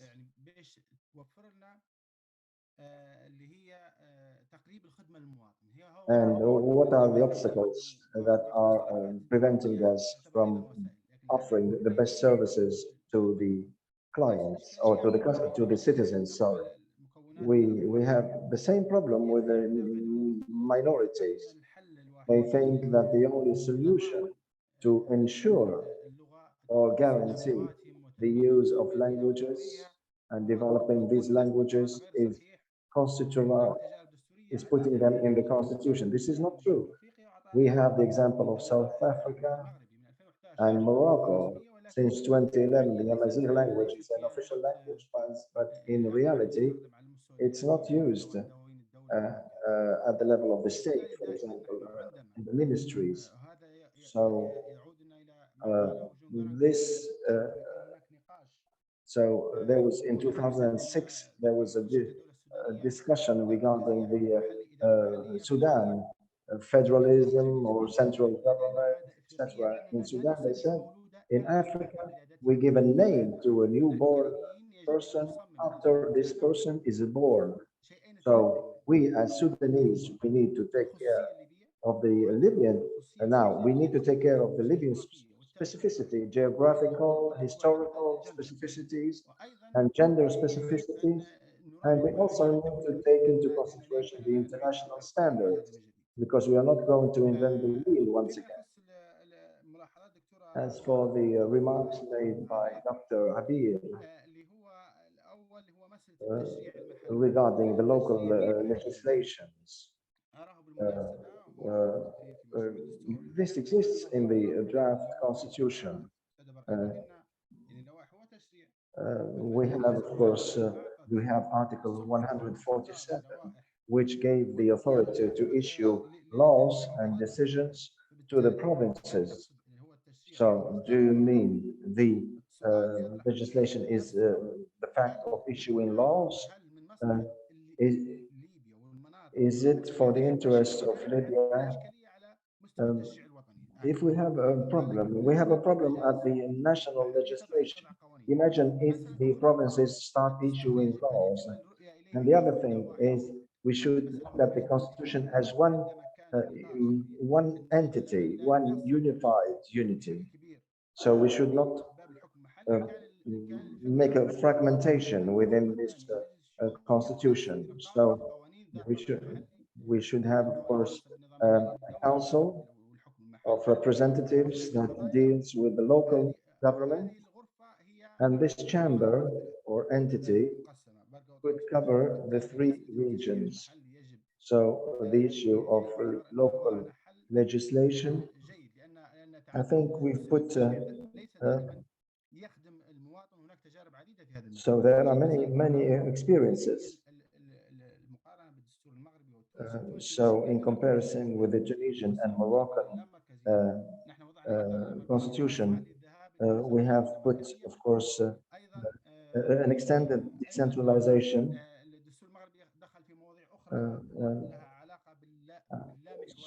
So there is also the deconcentration issue.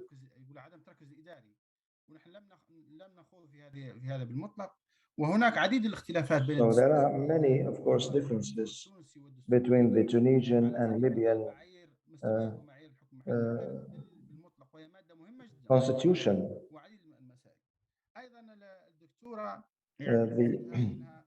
I felt that the doctor, when we should have some standards, have been taken from the Moroccan or the Tunisian constitution. No, these are universal criteria.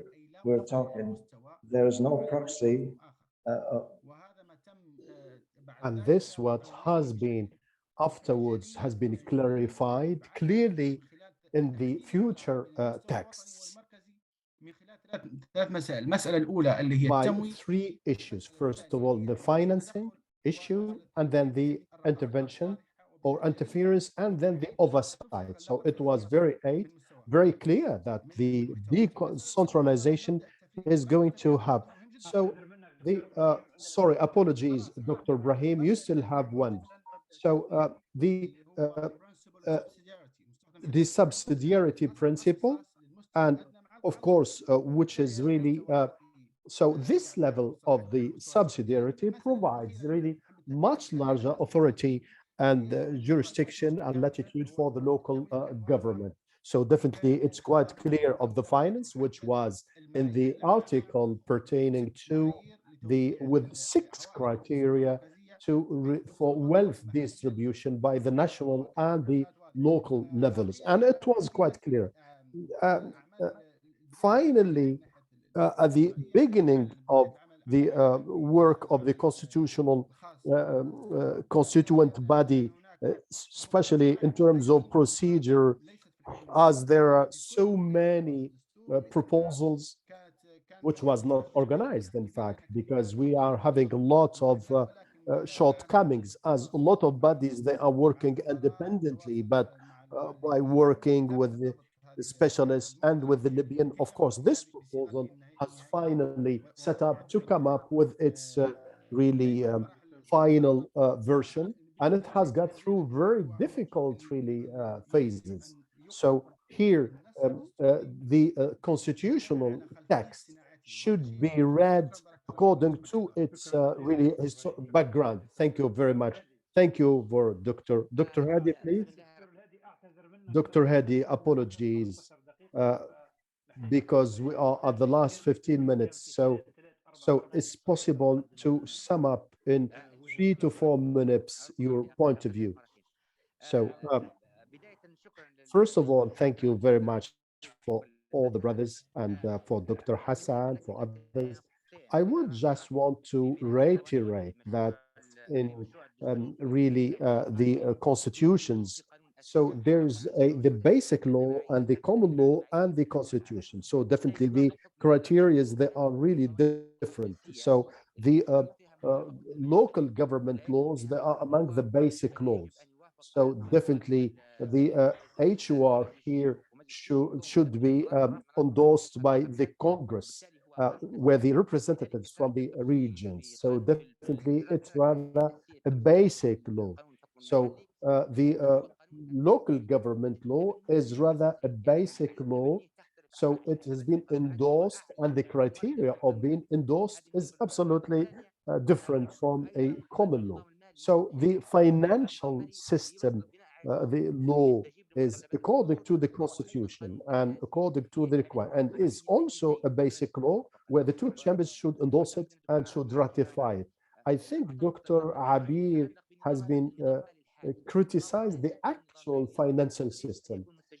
And of course, the actual financial law within the constitution should answer this.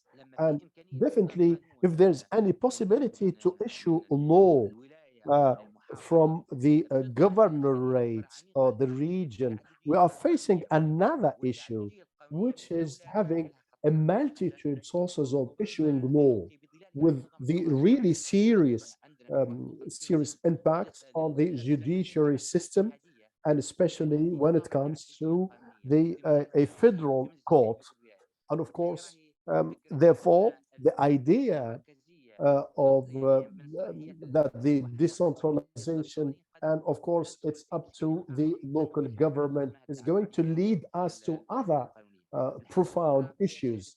So another issue, and in brief about the article of Mr. Hassan, so simply, if we compare between the Libyan constitution and the Moroccan constitution when it comes to the rights of the minorities here.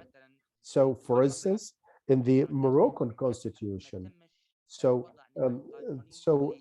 it hasn't been a law when it comes to the languages, to the local language. So hasn't been any legal text drafted. I think that in Libya, at the first election, definitely we should issue a law in order to include the local languages in the public life. So definitely languages are not used here. I think we should include the languages at the local, but also at the international, and at the state level and at the local level. As for the discrimination, 1 minute. Yeah, you still.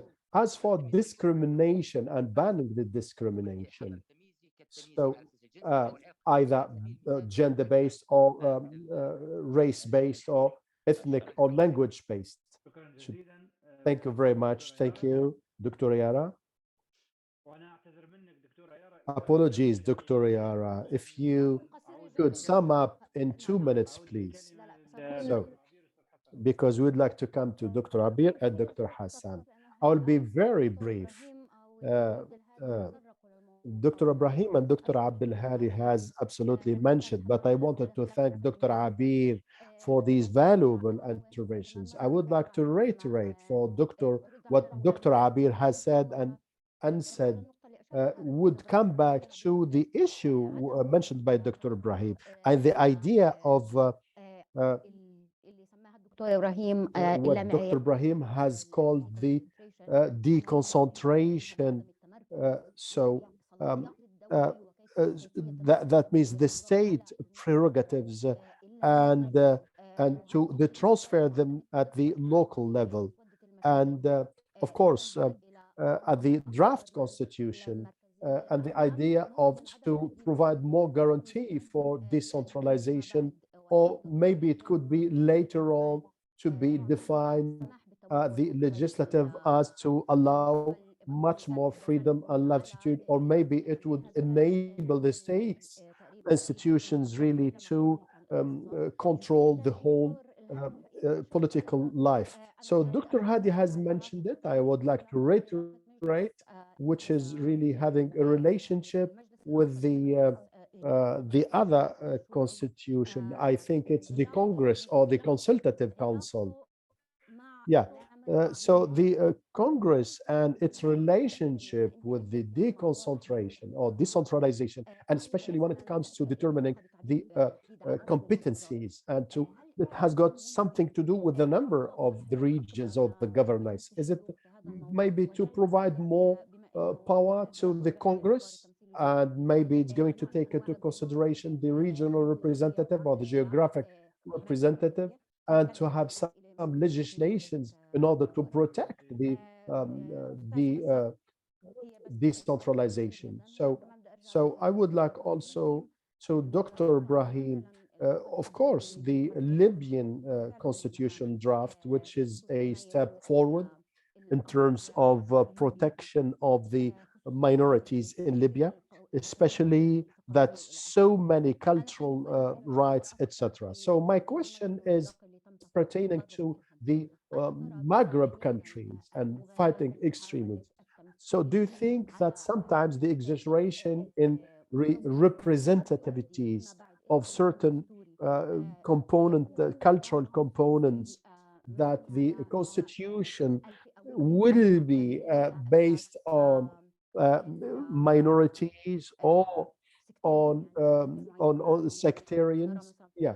So sometimes we see it in Iraq, the being excessive in providing so many minorities or so many sects is going to be ineffective and counterproductive. In Morocco, of course, do not consider thinks there's a nation and not a people, and this nation is having the overall sovereignty and the authority of the monarchy, and maybe it's going to be the guarantee for unity, for the national unity.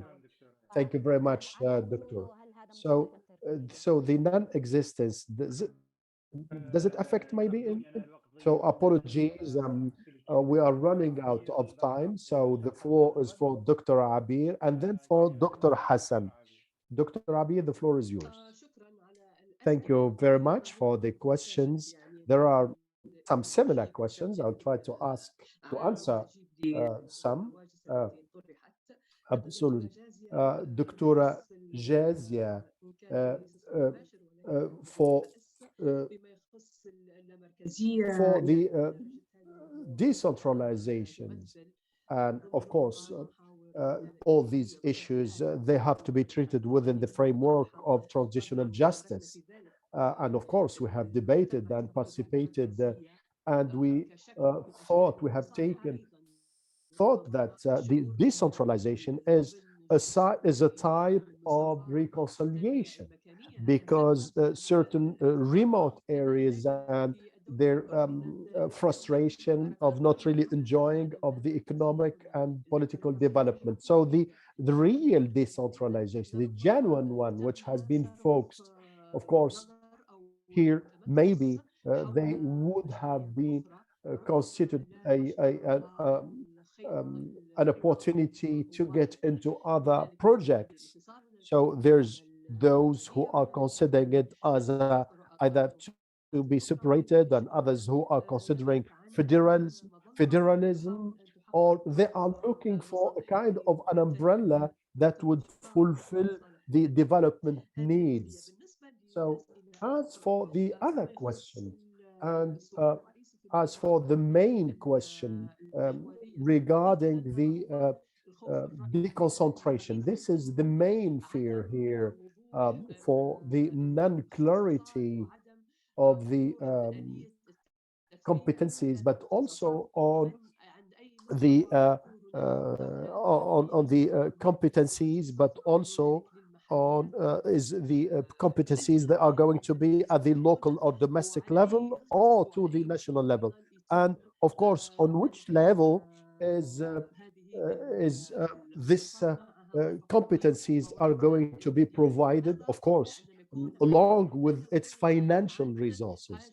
So definitely here we're talking about another apprehension, which is the deconcentration. And I think that the state, where the state interventions, if the state doesn't find a local government that unable really to fulfill all the responsibilities, but also all the competencies, and of course, I think that the state is going to absolutely use the alibi of the non-readiness of these local governments for really assuming its responsibility, and the state here is going to be absolutely denying for the local government, and we are going to see it as we are seeing it today, as of course definitely for the administrative and concentration. The other detail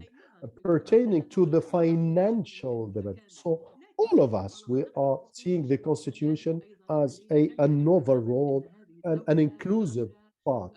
So that this state is a rentier state does not really allow or enable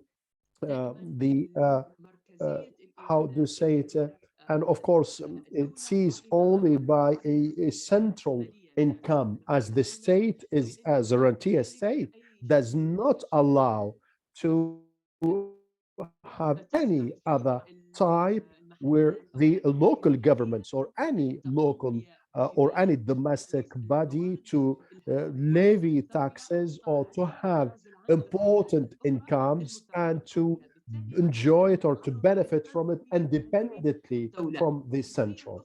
So definitely here we have to have a look on the identity of this, but also pertaining to the legislations and laws. So as we are in a dismantled state, a state of conflict, and of course, definitely the state would not really enable, would not allow all these communities to establish or to issue their own laws and regulations. And definitely this central authority is the much more guaranteeing for this. So the second chamber, of course, is not representative to the regions and to the provinces. So I would really, Dr. Hadi, to correct me. So definitely, so for sure, the second chamber doesn't constitute here a weight when it comes to the two chambers representativity. So therefore, it's pertaining to the voices rather than other factors. So definitely we have to. So there are so many apprehensions, so maybe so many critics, but also a stand against of the project of drafting the constitution regarding the local government. So either one of the two chambers or both of them to take into consideration the regional weight or the regional, the province, the weight of the provinces. Thank you very much, Doctor. We are really running out of time. So thank you very much, Ramadan. My responses to Dr. Brahim and Dr. Riabi, I'm going to provide you with the vision of the minorities to the draft and the call to absolutely constitutional to make all these rights enshrined in the Constitution. So the minority representative, they are thinking that if we will not be able to make all our rights enshrined in the constitutions, we are not going to be successful in enshrining all these rights in a future occasion. So this, we were not able, we didn't succeed to get it by 60 members at the HOS. And definitely at the parliament, after all, they will be weightless and they are not going to conduct any change, or they are not going to have. So 6 seats at the parliament, definitely they are not going to be absolutely capable of issuing any right to be enshrined in the Libyan constitution. So definitely afterwards, definitely it's up to us to see what to do. I do agree with Yara that the legislature has enshrined certain rights in Morocco and in Iraq.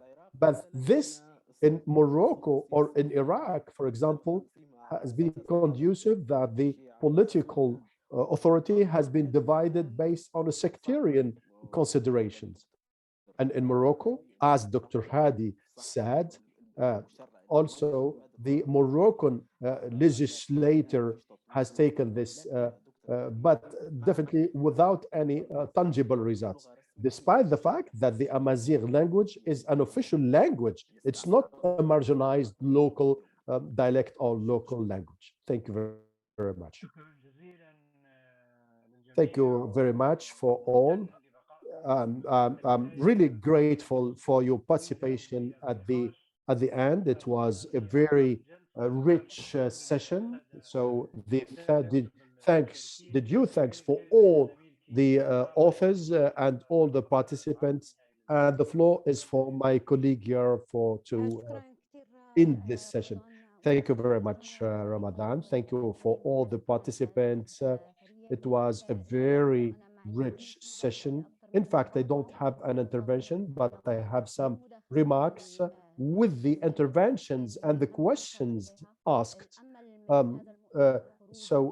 Definitely this session definitely has some outputs that are going to be provided in written, and I'm quite sure that the magazine so if you are going to have, if you are having any objection or about that is interventions or is comments is going to be enriching the magazine, please get in touch with us. For sure, all those who've been intervened, we are going to get in touch with them, and we are going to have their articles in written.